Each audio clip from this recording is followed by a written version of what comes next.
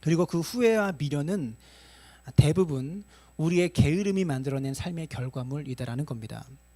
여러분, 제가 사용하고 싶은 게으름이라는 단어는 우리가 보편적으로 생각하는 것처럼 동작이 느린 사람, 일의 속도가 느린 사람, 잠을 많이 자거나 늦잠 자는 생활 패턴, 이런 것들을 말하는 것이 아닙니다. 사전적으로 게으름이라는 말의 뜻은 행동이 느리거나 일하기를 싫어하는 태도와 버릇, 이런 것을 게으름이라고 말하죠. 하지만 제가 말하고자 하는 게으름은 그런 게으름이 아닙니다.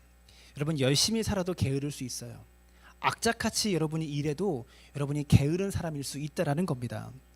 오늘 본문 속에 나타나는 게으름이라는 것은요, 결단하지 못하는 마음, 결단과 결심을 미루는 행동들이 오늘 본문은 게으름이라고 우리에게 알려주고 있다라는 겁니다. 자기가 책임을 지고 결단하며 행동해야 되는데 그 책임을 지기 싫어서 끊임없이 뭔가를 자꾸 뒤로 미루는 삶의 태도와 행동이 게으름이다라고 성경은 가르치고 있다라는 것이죠. 사랑하는 여러분, 결단해야 될 때 결단하지 못하고 행동해야 될 때 행동하지 못하면 인생은 10년 살고 20년 살고 30년 살아도 자기가 원하는 결과를 만들어낼 수 없다라는 겁니다. 여러분, 인생에서 내가 뭔가 성취와 결과를 만들어내지 못하는 가장 큰 원인은 저와 여러분의 능력이 없거나 재능이 없어서가 아닙니다. 그러면 무엇 때문에 열매가 없는 것일까? 오늘 말씀을 통해서 우리가 한번 찾아보기를 원합니다. 오늘 말씀에는요, 주인으로부터 일할 기회와 일할 자원을 부여받은 3명의 종이 등장합니다. 근데 이 사람들이요, 서로 상반된 삶의 태도를 가지고 있었던 사람들이다라는 것이죠. 어느 날 주인이 여행을 떠납니다. 14절과 15절 말씀에서 종들이 가지고 있는 각각의 재능대로 어떤 종에게는 5달란트를 주었고 어떤 종에게는 2달란트를 주었고 또 어떤 한 종에게는 1달란트를 맡겼습니다. 여행을 떠나는 주인에게는요, 종들에 대한 기대감이 있었다라는 거죠. 그래서 각자의 재능에 따라 재능에 맞게 알맞은 자원을 주인은 배분해서 줍니다. 근데 중요한 것은 이것입니다. 이 주인이 각각 한 사람 한 사람에게 자원을 다르게 맡기셨지만 시간은 동일하게 주었다라는 겁니다.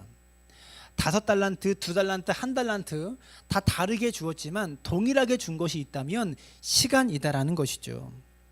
여행을 떠날 때부터 여행에서 돌아올 때까지 이 시간은 모두에게 동일하게 주어졌다라는 겁니다. 그런데 모두에게 한정된 기간 안에 각자의 재능에 따라 자원을 부여받았는데 다르게 받았지만 한정된 시간 안에 이 사람들이 했던 행동은 다 달랐다라는 것이죠. 16절을 보시면 함께 읽습니다. 시작. 5달란트 받은 자는 바로 가서 그것으로 장사하여 또 5달란트를 남기고 2달란트 받은 자도 그같이 하여 또 2달란트를 남겼으되. 여러분, 이 두 사람의 특징이 무엇입니까? 5달란트 받은 자와 2달란트 받은 자의 특징은 바로 갑니다. 뭐 하러 갑니까? 장사하러 갔다고 말하고 있어요. 여기서 장사라는 말은 물건을 팔아서 이윤을 남겼다 이런 뜻이 아니라 주인에게 받은 재능을 이것을 가지고 일을 했다라는 의미입니다. 뭔가 장사하러 뭘 팔러 나갔다라는 것이 아니라 받은 재능 가지고 일을 했다라는 그런 의미라는 거죠. 그리고 그 결과 열매를 남겼습니다. 옛날 성경에 보시면 바로 가서라는 이 단어를 즉시로라고 번역했어요. 바로 가서 일한 이 사람들에게 여행을 마치고 돌아온 주인이 칭찬합니다. 21절에서 잘하였도다 착하고 충성된 종아라고 칭찬을 합니다. 그런데 이 두 사람과 다른 삶의 태도를 보이는 한 사람이 등장합니다. 18절을 보시면 1달란트 받은 자는 가서 땅을 파고 그 주인의 돈을 감추어 두었더니. 1달란트 받은 사람은요, 땅을 파고 주인의 돈을 감추어 두었습니다. 여러분, 이 사람이 왜 이렇게 행동했을까? 다른 사람들처럼 일했으면 참 좋았을 텐데 말입니다. 나중에 여행에서 돌아온 주인에게 이렇게 이 사람이 변명합니다. 24절과 25절에 1달란트 받았던 자는 와서 이르되 주인이여 당신은 굳은 사람이라 심지 않은 데서 거두고 해치지 않은 데서 모으는 줄로 내가 알았으므로 두려워하여 나가서 당신의 달란트를 땅에 감추어 두었나이다. 보소서 당신의 것을 가지셨나이다. 이 말을 조금 쉽게 메시지 성경에서는 이렇게 번역했어요. 함께 읽습니다. 시작. 주인님, 제가 알기로 당신은 기준이 높고 경거망동을 싫어하고 최선을 요구하고 실수를 용납하지 않습니다. 저는 당신을 실망시킬까봐 두려워서 숨겨두기 적당한 곳을 찾아 보관했습니다. 여기 이런 한 푼 축내지 않고 고스란히 가져왔습니다. 여러분 중요한 것은요, 이 종이 주인에 대해서 어떻게 생각했는지를 보세요. 이렇게 생각하고 있었다는 거죠. 기준이 높고 경거망동을 싫어하고 최선을 요구하고 실수를 용납하지 않는, 자신의 주인에 대해서 그렇게 생각했다라는 겁니다. 여러분이 일하는 직장의 사장님이 보통 이러지 않습니까? 경거망동 싫어하고 최선을 요구하고 실수하는 것을 용납하지 않는 그런 사장님들 밑에서 우리가 일하죠. 그런데 여기서 말하는 이 주인이 진짜 이런 사람이었을까? 여러분, 이것은 주인에 대한 오해였다라는 겁니다. 이 사람은요, 주인의 책망이 두려웠던 거예요. 잃어버리는 것이 두려웠습니다. 자기가 뭔가 일을 했을 때 그때 딸려오는 실수와 실패에 이런 책임 추구김이 두려웠다라는 거죠. 그래서 그는 가지고 있는 재산과 재능을 묻어두었다라는 겁니다.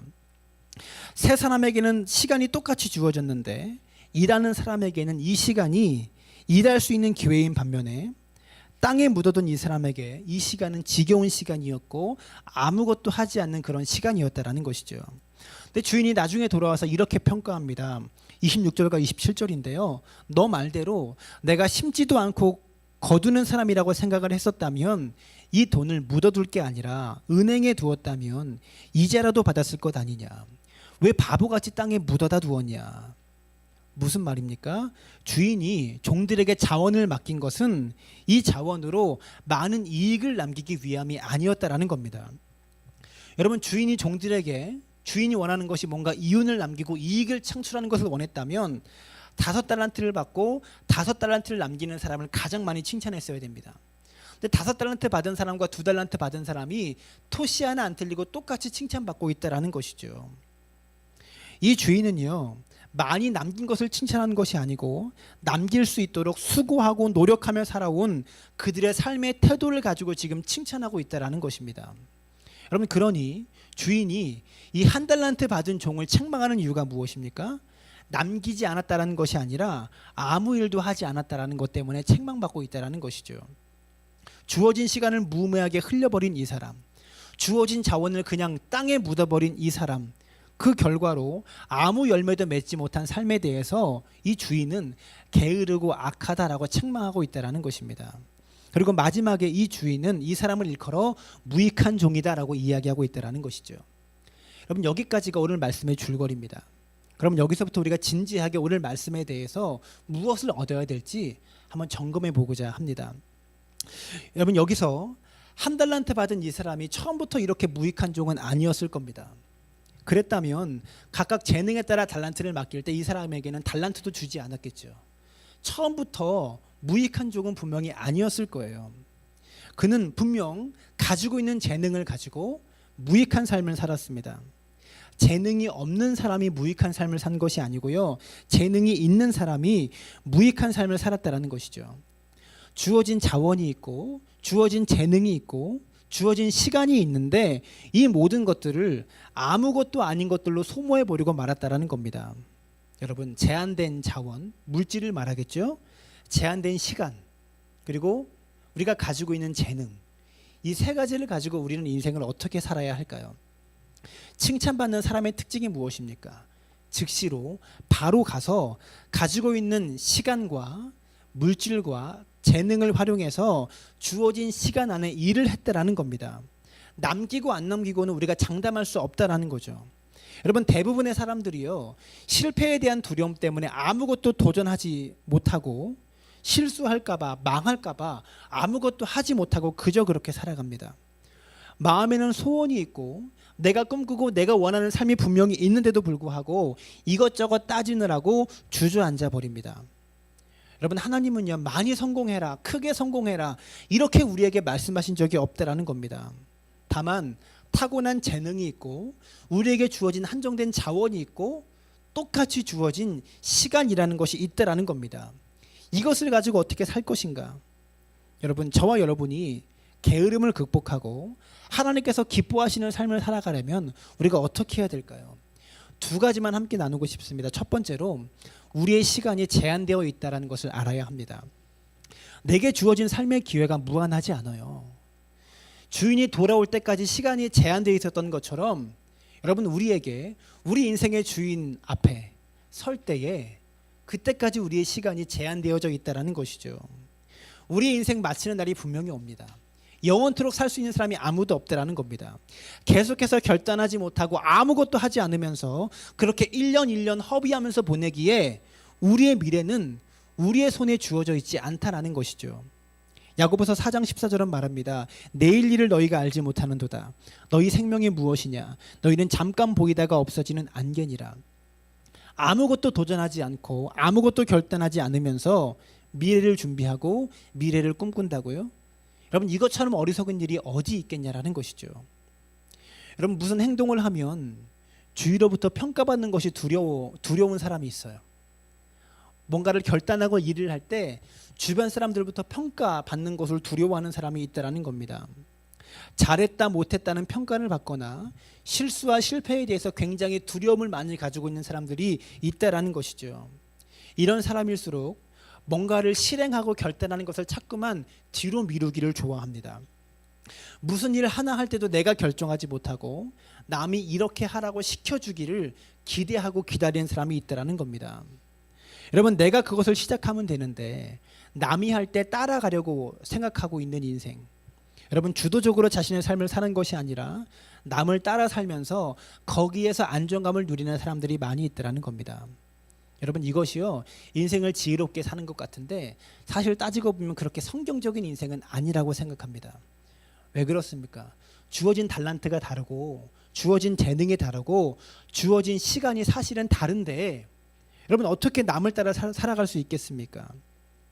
실패로 인한 두려움 때문에 평가받는 것이 두려워서 자꾸만 뭔가를 결심하고 결단하는 것을 자꾸만 뒤로 미루고 있다면 어쩌면 하고 싶은 것 한 번도 하지 못하고 인생 계속해서 뒤로 미루다가 우리의 인생 맞춰질 날이 올지도 모른다라는 것이죠.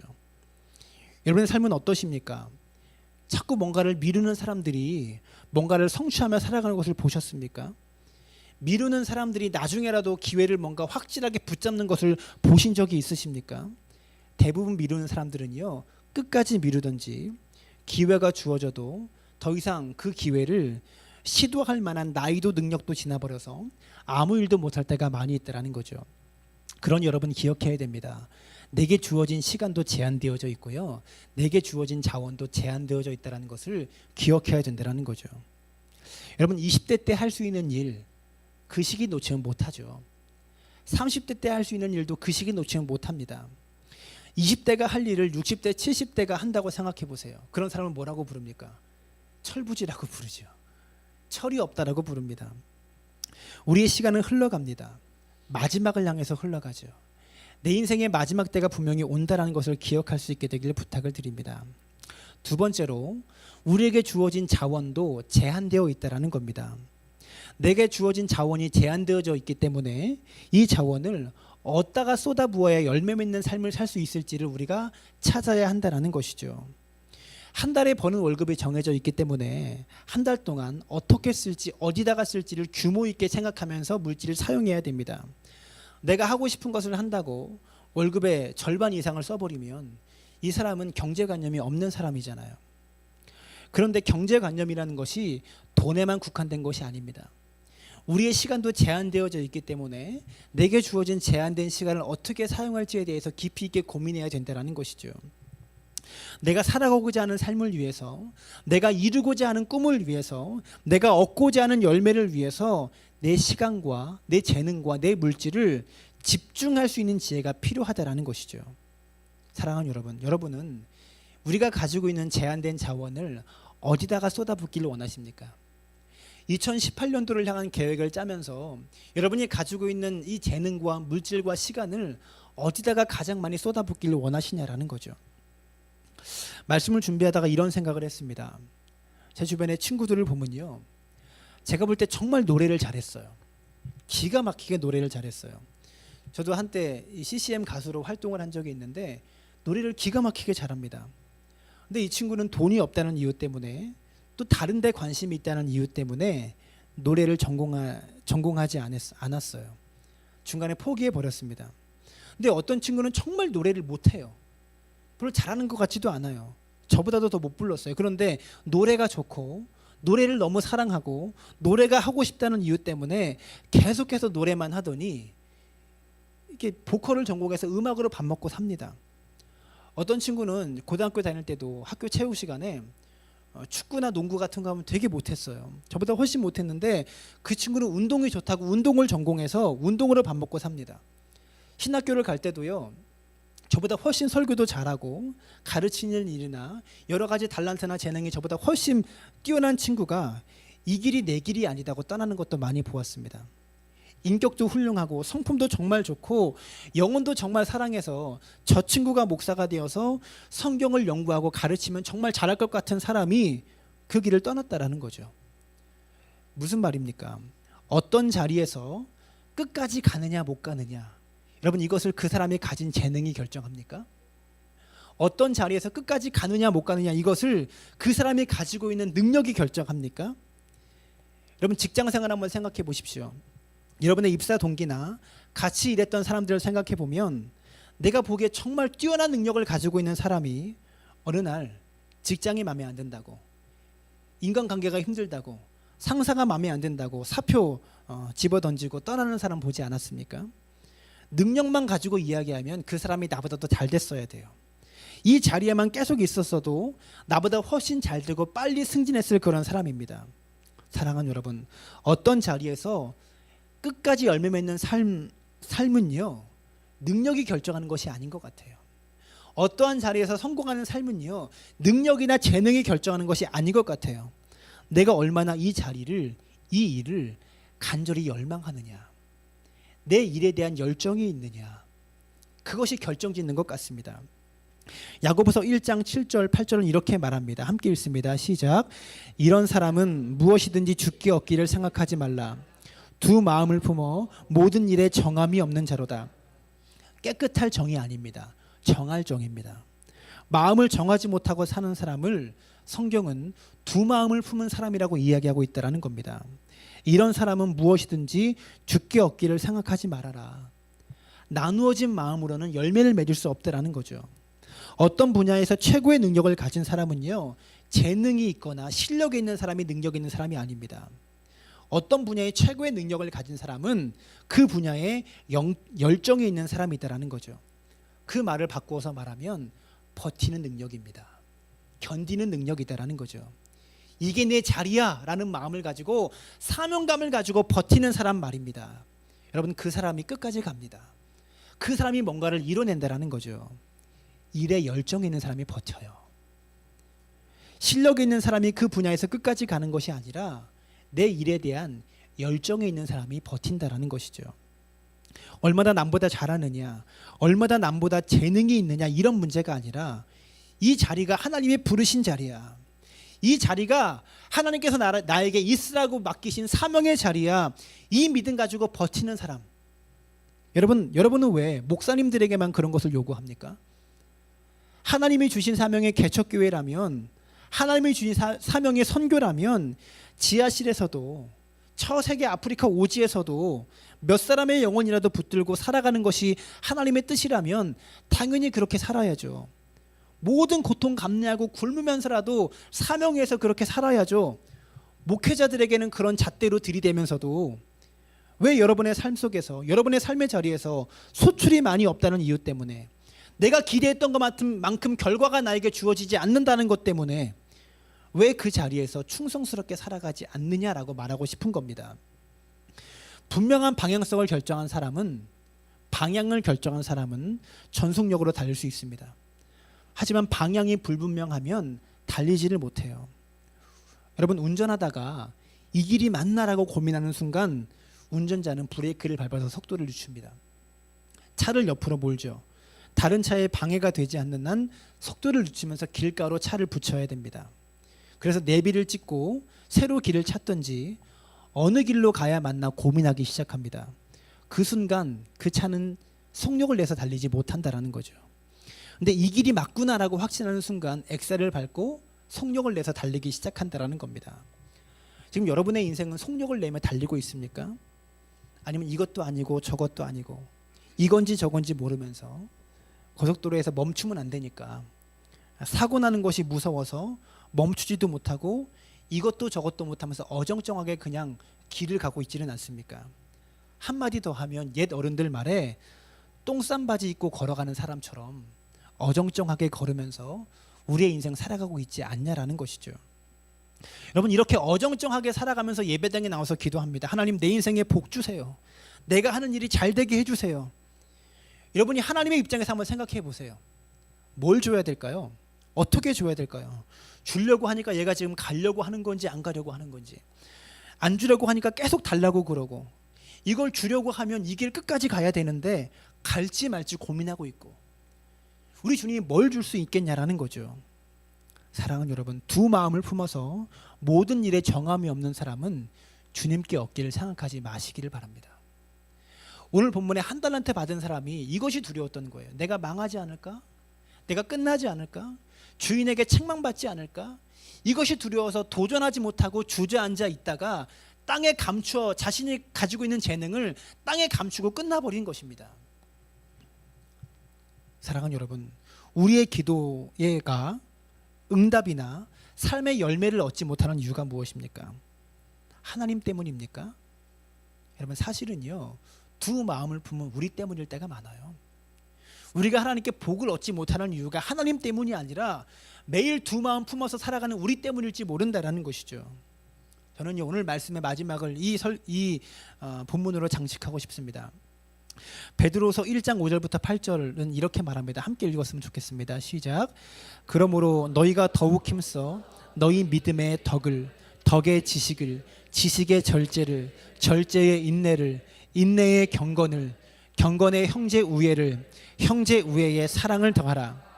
이런 것이 너희에게 있어 흡족한즉 너희로 우리 주 예수 그리스도를 알기에 게으르지 않고 열매 없는 자가 되지 않게 하려니와. 왜 이 말씀을 마지막에 장식하고 싶냐면, 본문에 대한 해석보다도 여러분의 삶 가운데 여러분의 노력이 엉뚱한 노력, 산발적인 노력이 아니라 오늘 본문처럼 더해가는 노력이 되어졌으면 좋겠습니다. 믿음의 덕을, 덕의 지식을, 지식의 절제를, 절제의 인내를 계속 더해가는 삶이 되어졌으면 좋겠습니다. 이렇게 더해가는 인생은 두 마음을 품어서 갈팡질팡하는 인생에게 이거 하다가 포기해버리고 다른 길을 찾고 또 다른 길을 찾고 이런 인생에게 주어질 수 없다라는 겁니다. 더해가는 인생은요, 한 길로 쭉 가는 인생에게 있다라는 것을 기억하시길 부탁을 드립니다. 게으르지 않아야 열매 맺을 수 있습니다. 게으르지 않아야 더해갈 수 있습니다. 우리가 힘쓰려면, 모든 노력을 쏟아 부으려면 어디다가 쏟아 부어야 될지가 분명해야 됩니다. 그게 불분명하면 내가 가진 삶의 자원을 쏟아 부을 수가 없다라는 겁니다. 자기가 가지고 있는 삶의 방향이 불분명하면 여기에 찔끔 붙고 저기에 찔끔 붙다가 나중에는요, 부을 것이 다 없어지는 인생이 되고 만다라는 거죠. 여러분의 노력이 엉뚱한 노력, 산발적인 노력이 아니라 더해가는 노력이 될 수 있게 되기를 주님의 이름으로 축원합니다. 열매 없는 자라는 단어가 영어 단어로 unproductive라는 단어입니다. 이 말의 뜻이 생산적이지 않다라는 뜻이에요. 생산성. 여러분, 생산성 없는 삶, 이런 삶을 살지 말라고 성경은 이야기하고 있다라는 겁니다. 게으른 삶의 특징은요, 느리게 일하고 뭔가 늦잠 자고 이런 것이 아니에요. 생산성이 없는 삶, 방향성이 없는 삶, 이런 삶이 성경은 게으른 삶이라고 말하고 있다라는 겁니다. 여러분, 열심히 일을 안 한 게 아닙니다. 공장에 돌아가고 회사가 일을 할 때 인력이 투자되고 막대한 예산들이 투자되죠. 밤을 새가면서 프로젝트를 진행합니다. 그런데 생산성이 없을 수 있다는 겁니다. 저는 지금요, 게으르지 말라는 말을 근면의 반대말로 사용하고 있는 것이 아닙니다. 근면이 중요한 것이 아니라 정말 중요한 것은 방향성 안에서 내가 근면하게 일하고 있는가, 이것이 중요하다는 것을 기억하시길 부탁을 드립니다. 말씀의 결론을 맺겠습니다. 하나님이 우리에게 주신 인생이라는 삶의 자리에서 하나님은 시간을 주셨고, 지금 우리가 무엇을 가지고 있든지, 그것이 지식이든지 돈이든지 재능이든지 간에 이것을 가지고 얼마나 생산성 있게 우리의 삶을 살아가느냐, 이것을 보시고 주님이 우리를 심판하신다는 것을 알아야 합니다. 사랑하는 여러분, 생산적인 일을 하세요. 여러분의 삶을 투자할 수 있는, 모든 것을 투자할 수 있는, 여러분 버틸 수 있는 열정이 있는 삶의 직업과 일터를 만나시고 그 일터에서 삶을 드리며 인생을 드리며 최선을 다해서 살아가는 믿음의 사람들 되어지시기를 주님의 이름으로 축원합니다.